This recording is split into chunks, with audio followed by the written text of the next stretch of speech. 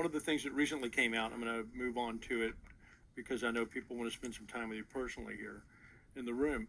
The red flag laws became an issue because of some recent events, and the reactionaries on both sides of it. I think that might be settling a little bit.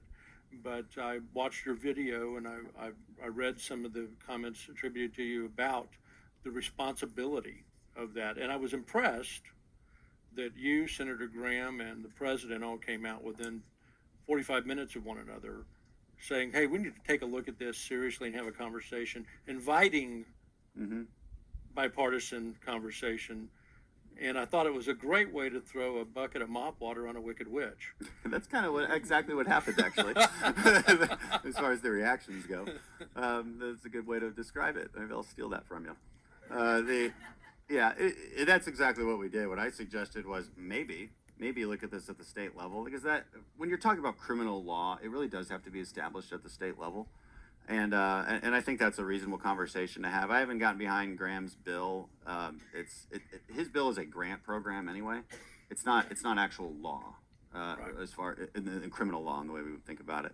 So that's important to note. The president obviously threw it out there as a suggestion as well. He didn't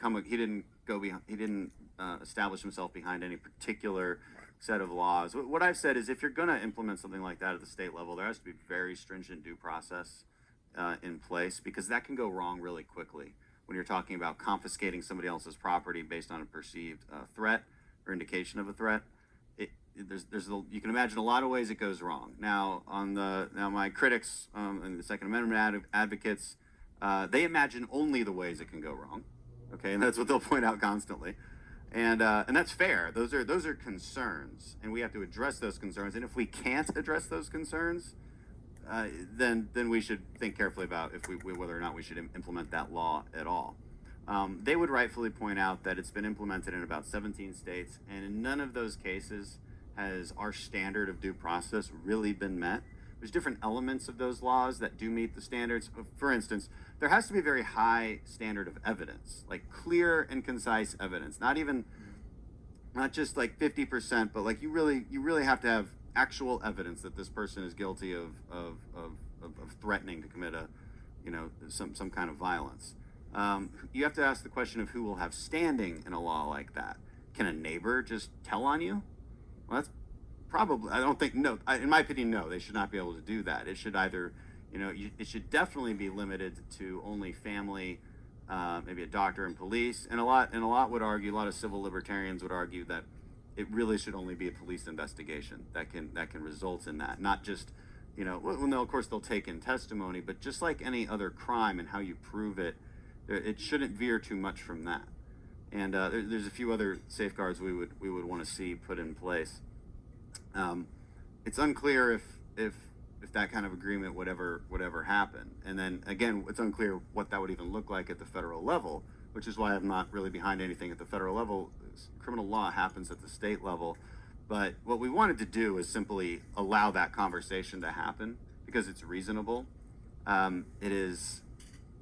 What did I say about law in the beginning? Like, the main purpose of law is to prevent person A from infringing on person B's liberties. Well, if you're threatening them, that's infringing on their liberties, and it is up to the law and the government to actually prevent that.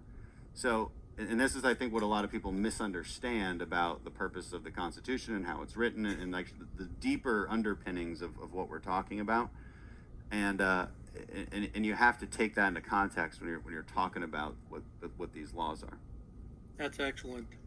Yes, I think that the public education cycle on this particular subject, if some portion of them can remain rational, we can solve this, and we need to solve it.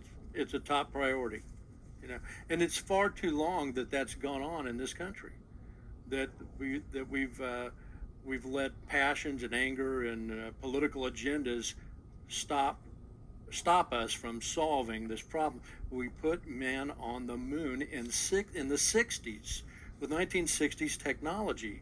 We can't solve this. Yeah, well, you're asking us to solve human nature at this point, and so now we'll kind of swing to the other side of the argument, which is if we're going to talk about solutions, we need to talk about solutions that do two things. One, don't infringe on law-abiding citizens' rights, and two, actually solve the problem.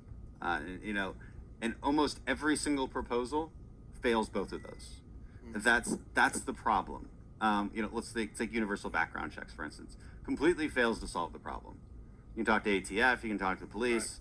Right. They kind of scoff at the idea that universal background checks would actually solve problems. It would solve some problems, like trafficking to Mexico, which is interesting. But again, you're not going to convince Second Amendment advocates to infringe on their rights because Mexico has problems. I've noticed that criminals keep skipping the background checks. Yeah, and also it's self-enforced, right? Yeah. It's self-enforced. Yeah. So how are you gonna? Yeah.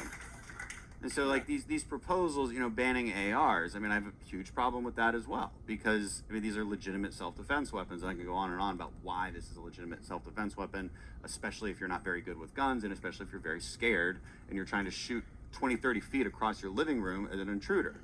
Try doing that with a pistol and you're not trained well. And nobody's, again, I don't have a problem with that. I can do it okay. But you got a little experience, but yeah. But if my wife is at home, we're gonna put an AR next to the bed, not a pistol, because she just can work it a lot better. There's 3 points of contact. It's easier to aim. There's real reasons why that makes sense. All right.